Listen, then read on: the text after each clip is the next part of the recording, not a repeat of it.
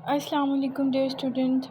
So today I will start lesson number 5 of psychology 515, ठीक है, जिसमें हम डिस्कस करेंगे about subjective well-being across cultures. What is subjective well-being? Subjective wellbeing हम किसे कहते हैं जी? जो हैप्पीनेस होती है हमारी लाइफ के अंदर, हमारी लाइफ में हम कितना सेटिस्फाई हैं, ठीक है, लाइफ से कितनी सेटिस्फेक्शन है, इसे हम कहते हैं सब्जेक्टिव वेलबींग, ठीक है। अब मुख्तलिफ़ कल्चर्स के थ्रू इसका जो है डिफरेंट कॉन्सेप्ट है। इंट्रोडक्शन में उन्होंने यही बताया हुआ है कि हर कल्चर में हैप्पीनेस को एक अलग टर्म समझा जाता है। किसी के लिए ये बहुत इंपॉर्टेंट है, जैसे कि वेस्ट में, ठीक है, उनके हाँ इसको जो है लोग हाईली फैमिलियर समझते हैं, ठीक है, क्योंकि वहाँ पर इसके मुताबिक इस पे बहुत ज़्यादा कन्वर्सेशन की जाती है, ठीक है, it is a common topic of conversation. जबकि जो इधर यानी एशियन वाले कल्चर्स हैं, यहाँ पर इतना इसको जो है मेंशन नहीं किया जाता, इतना इसको प्रोमिनेंट नहीं किया जाता, ठीक है। यानी चाइनीज़ कॉलेज स्टूडेंट्स हैं, एड डाइनर और कोलीग्स ने रिसर्च की थी, उन्होंने क्वेश्चन पूछे थे, ठीक है, कि आप अपनी ज़िंदगी में यानी आप डेली एक किस्म का कितना अपने हैप्पीनेस के बारे में सोचते हैं। 10 में से रफली जो है सिर्फ एक स्टूडेंट ने कहा होगा कि जो है वो सोचते हैं। बाकी सब का जवाब था कि उन्होंने अपनी लाइफ में कभी भी नहीं सोचा हैप्पीनेस के बारे में। यानी कि चाइनीज़ एशियन कल्चर में आते हैं, तो ये जो है एशियन कल्चर में डिफरेंट कॉन्सेप्ट है हैप्पीनेस का, और जो वेस्टर्न कल्चर है उधर डिफरेंट है, ठीक है। अब सब्जेक्टिव वेलबींग है क्या, सबसे पहले हम ये पढ़ लेते हैं। इसमें 3 कंपोनेंट्स आते हैं, ठीक है। ये अक्सर एमसीक्यू ये शॉर्ट में आ जाता है कि सब्जेक्टिव वेलबींग किसे कहते हैं, किन कंपोनेंट्स पे मुश्तमिल होता है, या इसमें कोई एमसीक्यूज़ बनकर आ जाता है। फर्स्ट में क्या, लाइफ सेटिस्फेक्शन, ठीक है, कि आप अपनी लाइफ के बारे में एक ज़हनी तौर पर आपने क्या इमेज बनाया हुआ है, कोग्निटिव एवेलुएशन क्या है आपकी।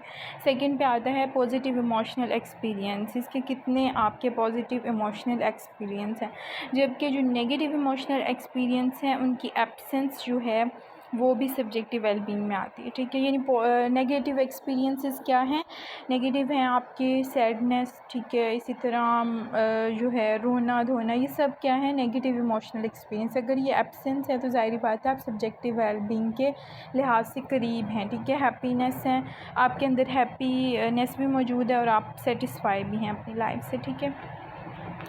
इसके बाद आधे some cultures are happier than others, कुछ कल्चर्स क्या होते हैं वो दूसरों से ज़्यादा हैप्पियर होते हैं, ठीक है। वो कैसे जी, मिसाल के तौर पर उन्होंने 7 पॉइंट स्केल लिया, ठीक है, 43 नेशंस की कॉलेज स्टूडेंट्स उन्होंने लिए, ठीक है, तकरीबन 6000 होंगे या 6000 से ज़्यादा, ठीक है। क्रॉस कल्चरल रिसर्च की गई इसके ऊपर।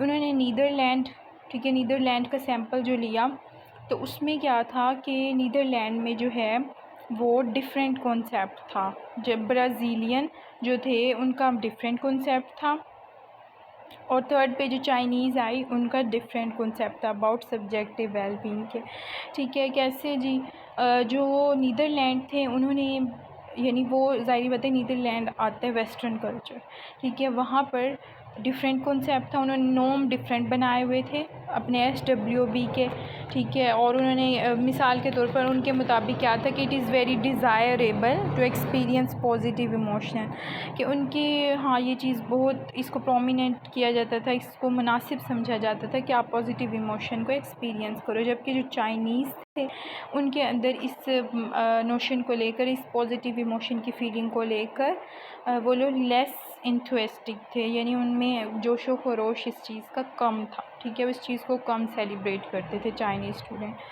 ठीक है। अब हर जो है इसमें डिफरेंट कॉन्सेप्ट बने हुए हैं, ठीक है। जैसे हम कहते हैं कि रिचर जो है, जो रिच पीपल होते हैं वो ज़्यादा हैप्पियर होते हैं, ठीक है, लेकिन इसके बारे में अभी तो कोई रिसर्च नहीं आई कि वाकई में ये दुरुस्त है कि नहीं। लेकिन कुछ जो है थ्योरीज़ वगैरह पेश की गई हैं इसके बारे में, लेकिन अगर हम रिच को हैप्पियर से जो है जोड़ रही हैं तो इसमें बीच में और भी फैक्टर्स आते हैं, ठीक है। मिसाल के तौर पर कुछ नेशन होती हैं उनका इनकम का इशू होता है, ठीक है ना। अब जैसे वेल्दी सोसाइटीज़ हैं, जो डेवलप्ड सोसाइटीज़ हैं, जैसे कि अमेरिका है, यूरोप है, ठीक है, जितनी भी ये मैक्सिकन कल्चर्स हैं, जितने ये डेवलप्ड कल्चर्स हैं, इनके अंदर क्या है, इनके अंदर ज़्यादा हैप्पियर जो है लाइफ सेटिस्फेक्शन SWB का रेट ज़्यादा है। वो किस वजह से? क्योंकि इनकी जो गवर्नमेंट है वो स्टेबल है, ठीक है। उनके जो इकोनॉमिक माशी सूरत हाल है वो बहुत अच्छी है, जिसकी वजह से उन्हें जो है अगर वो कमा भी लेते हैं अपना, तो उन्हें मतलब इतने छोटे छोटे जो इनके हैं, जैसे महंगाई का हम लोग रोते होते हैं, उनका वहाँ पे ये रोना धोना नहीं होता। उनकी गवर्नमेंट बिल्कुल स्टेबल है, उनको किसी चीज़ से फ़र्क नहीं पड़ता कि माशी तौर पर डॉलर का रेट गिर रहा है, बढ़ रहा है, तो इस लिहाज से वो बिल्कुल स्टेबल हैं। जबकि जो एशियन कल्चर्स आते हैं, ईस्ट एशियन नेशंस आती हैं, तो इधर जो है यहाँ पर थोड़ा कम हो जाता है SWB का रेट, क्योंकि यहाँ पर इकोनॉमिक जो है हमारी कंडीशन, या फिर ईस्ट एशियन नेशन की जो इकोनॉमिक कंडीशन है वो बेटर नहीं है, ठीक है। इस वजह से लेवल ऑफ इनकम जो है ये बहुत ज़्यादा इकोनॉमिकली मैटर करती है इन द स्टेबल गवर्नमेंट। और यानी ये सब जो थे ये थे इनडायरेक्ट इफ़ेक्ट। डायरेक्ट इफ़ेक्ट क्या हम कह रहे, रिचर हैप्पियर, ठीक है। इनडायरेक्ट मैंने आपको बता दिया कि स्टेबल गवर्नमेंट जो है वो इसका बाइस होती है, और stable government level of income पे डिपेंड करती है, ठीक है। और इकोनॉमिक कंडीशन अच्छी होगी तो फिर ही जाकर वो अपनी लाइफ से सेटिस्फाई होंगे। अब इंडिविजुअल कलेक्टिविज़म, इंडिविजुअलिज़म मैंने आपको पहले भी बताया था कि इंडिविजुअलिज़म क्या है, वो कल्चर्स इंडिविजुअलिस्टिक कल्चर्स क्या होते हैं, ठीक है, और कलेक्टिविस्टिक कल्चर्स क्या होते हैं। तो फिर सिंपल सी नोशन है कि इंडिविजुअलिस्टिक कल्चर्स में क्या है, वहाँ पे SWB रेट हायर है, क्योंकि वो अपने बच्चों को एक जो है पर्सनल फ्रीडम देते हैं, ठीक है ना। वो अपने बच्चों को एक जो है आज़ादी देते हैं, उनके अंदर एक फ्रीडम होता है कि बच्चा जो चाहे वो कर सकता है, ठीक है। जबकि जो होता है ये वाले कल्चर्स, कलेक्टिविस्टिक कल्चर्स, वहाँ पे जो है ड्रॉबैक क्या है उनका, ये लेस फ्रीडम दिया जाता है उनको, बच्चे को या इंडिविजुअल को, कि वो अपने गोल्स को परस्यू करे कि नहीं, ठीक है। मिसाल के तौर पे यहाँ पे फैमिली प्रेशर्स बहुत होते हैं कि आपने कहाँ जाना है, कौन सी फील्ड चूज़ करनी है, आगे अपना फ्यूचर कैरियर क्या बनाना है। इसमें ज़्यादातर रोल आपका सोशल आपका इन्वायरमेंट प्ले करता है, ठीक है। जबकि इंडिविजुअलिस्टिक कल्चर्स में ऐसे नहीं होता, उसका जो दिल चाहता है बच्चे का वो करता है। इसी वजह से वहाँ पे SWB रेट ज़्यादा हाई है, क्योंकि वो जो चूज़ करना चाहते हैं करते हैं, ना उन्हें लोगों की बातों से फ़र्क पड़ता है, ना ही उनके अंदर ये कॉन्सेप्ट है, ना उनके पेरेंट्स डालते हैं कि आप हमारी मर्ज़ी पे चलो, बल्कि वो सारा बच्चे पर छोड़ देते हैं। इसीलिए वो अपनी लाइफ से सेटिस्फाई होते हैं, जो वो करना चाहते हैं वो कर लेते हैं, और वो सेटिस्फाई रहते हैं अपनी लाइफ से, ठीक है। तो ये तो थे जी वेरिएबल्स, यानी इंडिविजुअलिज़म, कलेक्टिविज़म और सब्जेक्टिव वेलबींग। अब हैप्पीनेस की कोरिलेट्स क्या हैं, ठीक है। हैप्पीनेस के कोरिलेट्स, पर्सनल फ्रीडम हमने पढ़ा एक, तो अब हम कुछ और पे आ जाते हैं, यानी और क्या हैं इसके अंदर। उन्होंने बताया हुआ कि पास्ट में जब SWB रिसर्च की गई अमंग नॉर्थ अमेरिकन पार्टिसिपेंट्स, तो काफ़ी रिसर्चर ने ये एज्यूम किया कि जो सेल्फ़ इस्टीम है वो भी बहुत मेन इंग्रेडिएंट है हैप्पीनेस का। यानी कि आपकी जो है हाई सेल्फ़ इस्टीम जितना होगा इंडिविजुअल, उसके अंदर हैप्पीनेस भी उतनी पाई जाएगी, ठीक है। अब जैसे वेस्टर्न कल्चर्स है, वहाँ पे हाई सेल्फ़ इस्टीम होती है, तो वो उतने ही हैप्पी होंगे, ठीक है। जबकि जो जापानीज़, चाइनीज़ और कोरियन हैं, इनका जो है सेल्फ़ इस्टीम थोड़ी कम है, जिसकी वजह से ये हैप्पीनेस की जो है इनके अंदर रुझान कम पाया जाता है, ठीक है।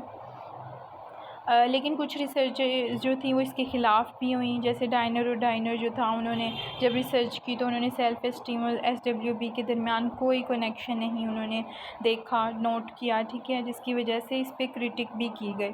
अब कलेक्टिविस्ट कल्चर में क्या होता है, वहाँ पर हारमोनियस रिलेशनशिप को जो है ज़्यादा वो किया जाता है कि आपने लोगों के साथ रिलेशनशिप अच्छा करना है। इंडिविजुअलिस्टिक में ये नहीं होता, वहाँ पर आपकी मर्ज़ी है, आप जो करें, ठीक है। तो वहाँ पे फिर हैप्पीनेस ज़्यादा है, यहाँ पर कम है, लेकिन वो भी फिर डिफरेंट हिसाब आ जाता है। वहाँ पर जो है सोशल सपोर्ट कम होती है, ठीक है। अब वो हर चीज़ के ज़िम्मेदार वो लोग खुद ही होते हैं, ठीक है। उनको वो किसी पे ना डाल सकते हैं कि हाँ ये फैमिली की वजह से हुआ या ये इस वजह से हुआ, तो वो खुद ही ज़िम्मेदार होते हैं। लेकिन यहाँ पर क्या होता है, यहाँ पर आपकी फैमिली भी जो है सपोर्ट करती है। अगर किसी जगह पर कहीं पे आप फेल हो जाते हैं, आपको जॉब नहीं मिलती या कुछ भी हो जाता है सिस्टम, तो आपकी फैमिली जो है वो आपको सपोर्ट करती है, ठीक है। तो ये एक जो है इसका पॉजिटिव भी है कलेक्टिविस्ट कल्चर्स का पार्ट, ठीक है, जहाँ पे हम कह रहे हैं कि वहाँ पे इंडिविजुअलिस्टिक रिलेशन में ये होता है, तो उनका ड्रॉबैक यही है कि वहाँ पे जो है सोशल रिलेशनशिप्स कम होते हैं, तो ज़रूरत पड़ने पर वो लोग तन्हा होते हैं, उनकी मदद करने को कोई नहीं होता, इसीलिए वहाँ पे सुसाइडल रेट भी ज़्यादा होता है, ठीक है। अच्छा जी, इसके बाद जो है अहम टॉपिक जो है वो है जी 5 फैक्टर मॉडल, ठीक है। 5 फैक्टर मॉडल मिकरी और कोस्टा ने भी पेश किया था। उन्होंने पर्सनैलिटी ट्रेट को डिफ़ाइन किया था कि ये हर इंडिविजुअल को डिफरेंट बनाने वाला जो एक फैक्टर है उसे हम ट्रेट कहते हैं, ठीक है। उसके बाद जो है आलपोर्ट, ऑटबर्ड और ये जितने बाद में साइंटिस्ट आए, इन्होंने जो है फिर साइकोलॉजिस्ट ने इस पर दोबारा काम करके इनके अंदर थोड़ी थोड़ी चेंजिंग्स की, ठीक है। असल में मिकरी और कोस्टा का ही है ये मॉडल। तो 5 फैक्टर मॉडल कौन से 5 फैक्टर्स हैं जी? फर्स्ट पे न्यूरोटिसिज्म, सेकंड पे एक्स्ट्रावर्जन, थर्ड पे है ओ यानी ओपननेस टू एक्सपीरियंस, फोर्थ पे एग्रीएबलनेस एंड कॉन्साइशियसनेस। अब वो इंडिविजुअल जिनकी एन रेट ज़्यादा है, वो एनएक्शियस ज़्यादा हैं, वो परेशान भी ज़्यादा रहेंगे और इजीली डिप्रेस्ड हो जाएंगे और इरिटेबल भी होंगे, जबकि जिनके अंदर एन का रेट कम है वो काम रहते हैं, इवन टेम्पर रहते हैं। एक्स्ट्रावर्ट्स जो होते हैं वो सोशल होते हैं, चीयरफुल होते हैं, हर चीज़ को चीयर करते हैं, खुशी मनाते हैं। इंट्रोवर्ट्स क्या होते हैं? सोबर होते हैं और अपनी दुनिया में मगन रहने वाले होते हैं, ठीक है। अच्छा, अब ओपन जो होते हैं वो कौन से होते हैं? क्यूरियस होते हैं, मुतजस्सिस, आर्टिस्टिक माइंड होता है उनका, लोगों में घुलना मिलना, ओपननेस है। क्लोज पीपल क्या होते हैं? कन्वेंशनल होते हैं और डाउन टू अर्थ, वो लोगों से इतना ताल्लुकात नहीं रखते, ठीक है। एग्रीएबलनेस जो है इसमें ट्रस्ट की वैल्यू आ जाती है, कंपैशन, मोडेस्टी, ठीक है। एग्रीएबलनेस में कि हर चीज़ के साथ कंप्रोमाइज़ कर लेना, मोडेस्टी, आजिज़ी, ठीक है। कॉन्साइशियसनेस जो है वो पंक्चुअलिटी हम कहते हैं, ज़्यादा ऑर्गेनाइजेशंस में देखी जाती है, ठीक है। रेगुलरिटी, पर्पसफुलनेस, ठीक है जी। ये 5 कॉन्सेप्ट है। अब अगर हम जेंडर डिफरेंसेस इसके अंदर पढ़ें तो क्या आते हैं कि अब डाटा लिया गया इधर जर्मनी से, इटली से, पुर्तगाल से और इस तरह की चेक रिपब्लिक, ब्रिटिश, यानी ये काफ़ी सारी थी, यूनाइटेड स्टेट की कंट्रीज़ थी, वहाँ से लिया गया और इधर एशियन की भी ली गई, ठीक है। तो क्या उनका रिज़ल्ट आया कि जो है एज डिफरेंसेस, उन्होंने एज डिफरेंसेस पे काम किया था कि हर, अब जैसे 40 की एज में जो इंसान है वो जो है ओल्ड लोगों के जो है ज़्यादा करीब होगा, ठीक है। कैसे? एक्सपीरियंस के हवाले से, ओपननेस टू एक्सपीरियंस के हवाले से वो ज़्यादा समझेगा।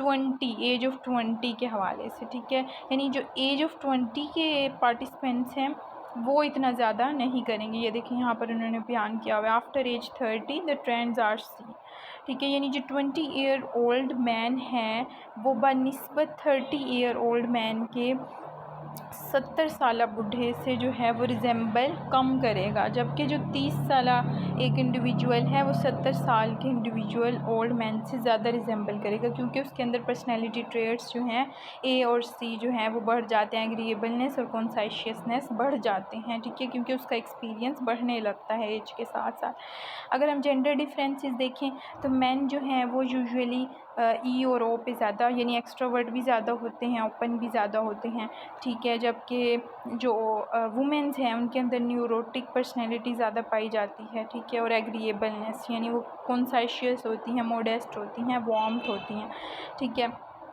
उनके अंदर एक जो है वार्म्थ का जज्बा ज़्यादा होता है, ठीक है, रहमदिली का। तो ये कुछ एज और जेंडर डिफरेंसेस थे।